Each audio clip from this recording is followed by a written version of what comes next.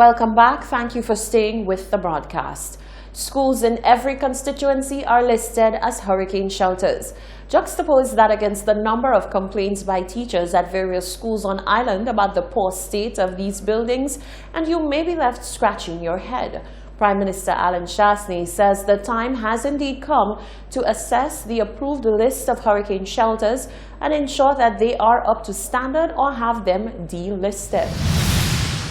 What would have happened if St. Lucia had been greatly affected by Tropical Storm Dorian and people had to access hurricane shelters? Most hurricane shelters are schools. Most schools in St. Lucia are very old. In fact, the Ministries of Education and Infrastructure recently undertook a tour of schools in need of urgent maintenance works. Many schools are therefore receiving major infrastructural upgrades, but many of them still remain on the hurricane shelter list. Prime Minister Alan Shasney stated, following a pre-strike meeting of the National Emergency Management Advisory Committee, NEMAC, that government is aware of this precarious situation with hurricane shelters and is working hard to address it. Some of the areas that we continue to identify as being weak is the standard of the shelters, and that there is a review currently taking place to examine some of those shelters. Some of them we don't believe should be called shelters anymore.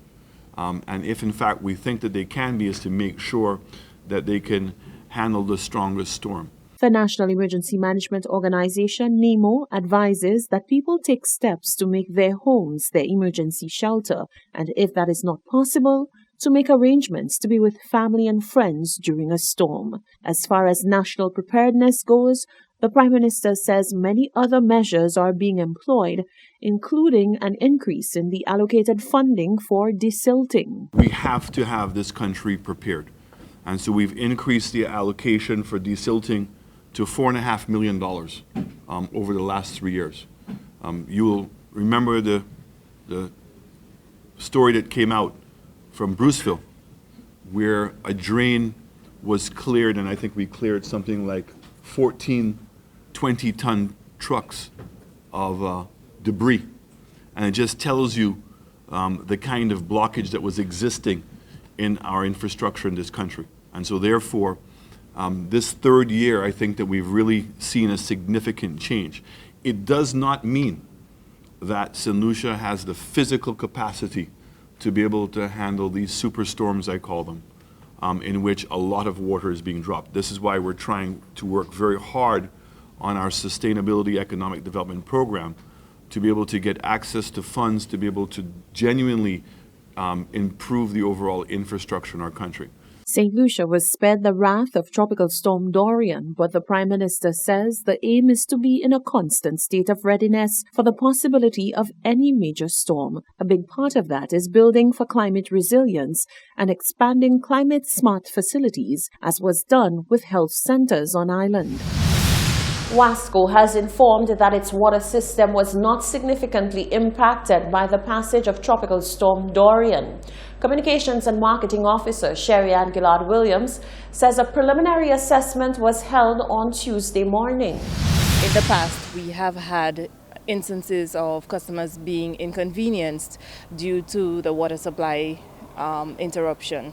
So we had none of these or any reports of any significant damage to our infrastructure this morning. However, we did send a few crews out to make secondary assessments and to continue to, physically monitor the system to find out if there was need for any kind of repair. They have not all come back in yet, but based on what has been going on, we know for sure that it's much of the same. There's no significant damage to our infrastructure, and of course we know that some clients, some customers have been reporting that they do have a supply of water at home. After the all-clear was given by NEMO, Hot 7 TV News took to the streets to find out if it was back to business as usual or whether businesses decided to keep their doors closed for the day.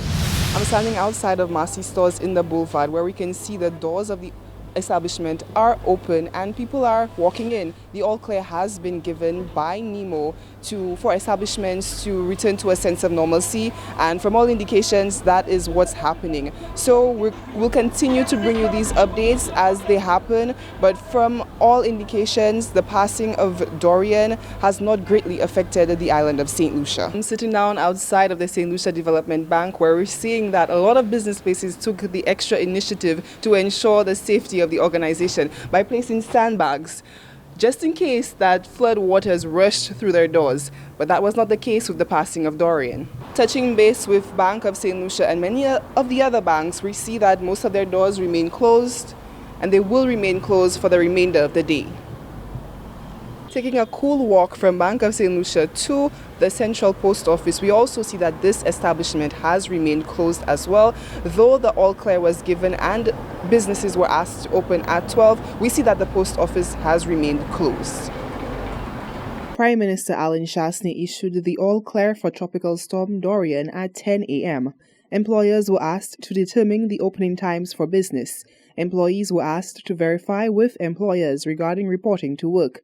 Small craft operators were advised to remain in port, and residents in flood-prone and landslide areas were asked to exercise caution. Reporting for Hot 7 News, I am Solange Alfred. Lucelec says the electricity system held up extremely well during the passage of Tropical Storm Dorian. There was no damage to any of the major electricity infrastructure, such as transmission lines, substations, or any of the generation plants. Throughout the period, the country was under tropical storm warning. There was only one call of a fault in the south and 2 calls of area faults in the north Tuesday morning. The system did not bring excessive winds or rainfall, but Lucelec continues to urge the public to be prepared. It reminds customers to trim trees on their properties, especially at the beginning of annual hurricane seasons, that's on June 1st. This will not only reduce potential damage to customers' properties, but will also help to minimize damage to electricity infrastructure from falling trees and branches and prevent power outages in some instances. Whose trash is it? The CEO of the Castries City Council, Wilfred Pierre, is disgusted over a pile-up and the spreading of trash outside one business place in Castries post-tropical storm Dorian. The CEO says the government shutdown should not have been used as an excuse for businesses to dump garbage indiscriminately. Outside RJ Park, where there's a peculiar trashy situation, you can see behind me an amount of trash that is unsuitable for this location. So we're touching base with CEO of the CCC, Mr. Wilfred Pierre, to find out about the situation. This is a thing that our mayor has been speaking about, where the business places just dump their garbage indiscriminately in the city. Now, last night was a particular situation for us because, as you know, the country was on shutdown from 6 o'clock. And all of our workers, we could not have them on the street, so the normal cleaning that is done during the night was not done. But we have mobilized them since the all clear has been given. We have mobilized all of some of our sanitation workers in a view that we could get the city clean up. But this is one of the things that the mayor has been talking about with the business places indiscriminately having garbage all over the place, and that is a clear example of it. Now we have to have our sanitation workers come in to clean the mess that is there. Mr. CEO, the size of the bin doesn't permit for such garbage, right? As you could notice, it's just maybe for our small, maybe the soft drink bottles and maybe a little bit, but not for garbage of that quality. That is so clear. I mean, you just have to look at it and you can see that the bin was not made for that type of garbage. And as I said, Mr. Peterson Francis, our mayor, has said that he is going to deal with that situation, and that is a situation that we're going to deal with. We cannot have business places just indiscriminately just putting garbage all over the city like that, and taking that advantage that because of the 6 o'clock shutdown, that we could not allow our sanitation workers to work during the night, and they came out there. Now we are now mobilizing them since the all clear is given so that we can get the city clean. But that should not have happened. That really should not have happened. That was CEO of the CCC, Mr. Wilfred Pierre, expressing his disgust and distaste with the indiscriminate dumping of the garbage outside of RJ Clark. He has expressed that mobilization efforts are in place with the CCC workers to come in and clean up the streets after that government shutdown. And this is what will happen. Reporting for Hot 7 News, I am Solange Alfred. You're watching the Hot 7 TV Nightly News. Stay with us. There's more news coming up after the break.